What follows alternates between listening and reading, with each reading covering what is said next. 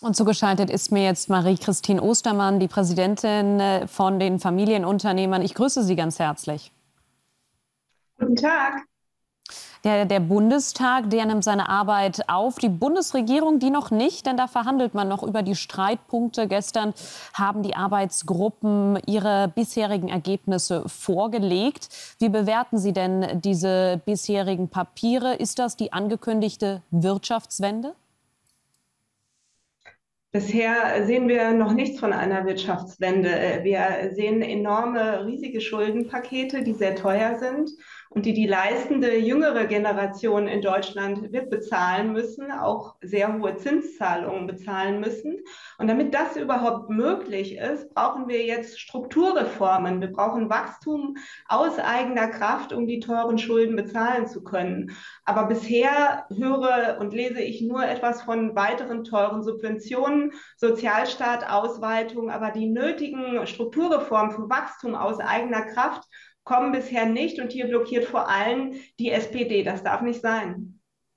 Ja, die SPD, Sie sprechen sie schon an, einem Bericht zufolge will sie ja Steuersenkungen für Menschen mit kleinen und mittleren Einkommen, aber den reichen Steuersatz auf bis zu 49% anheben. Vor der Wahl im Wahlkampf klang das alles noch ganz anders. Wie ist Ihre Reaktion darauf?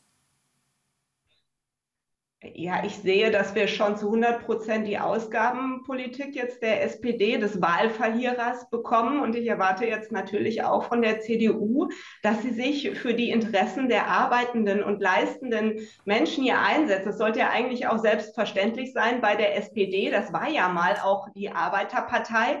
Aber eine Lösung kann jetzt nicht sein, nur die unteren Einkommensschichten zu entlasten und nicht die Leistungsträger. Denn wir müssen ganz klar sagen, dass gerade auch die Einkommensteuer, die Unternehmenssteuer im Mittelstand ist. Und es gehen so viele Unternehmen pleite. Es werden so viele Arbeitsplätze abgebaut. Wir haben schon 2 Jahre Rezession hinter uns.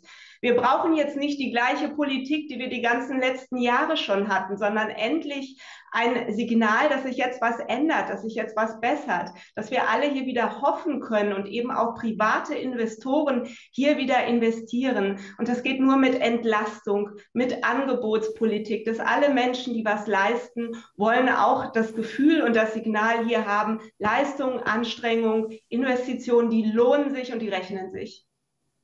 In den Familienunternehmen war die Hoffnung auf Friedrich Merz ja sehr, sehr groß. Man hat die Union dort unterstützt und hat ihn als großen Hoffnungsträger gesehen. Wie sieht denn die Stimmung jetzt nach der Wahl aus? Ich meine, das, was Sie jetzt sagen, das haben Sie auch schon kritisiert im Bundestagswahlkampf. Also offensichtlich hat er nicht geliefert in Ihren Augen.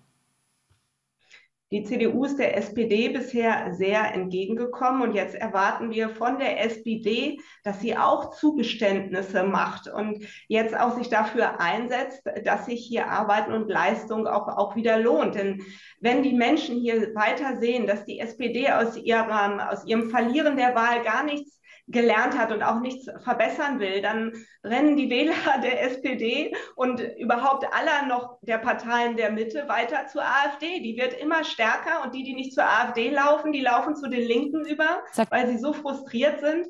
Wir brauchen wieder Vertrauen in die Parteien der Mitte, dass sie in der Lage sind, jetzt Lösungen umzusetzen, Wirtschaftswachstum umzusetzen für gute Perspektiven für die Menschen und natürlich auch die Asylkrise zu lösen. Dafür müssen die Probleme endlich ernst genommen werden und sie muss endlich den Schuss hören, dass wir jetzt Veränderung brauchen. Vielen Dank an Marie-Christine Ostermann für das Gespräch. Gerne.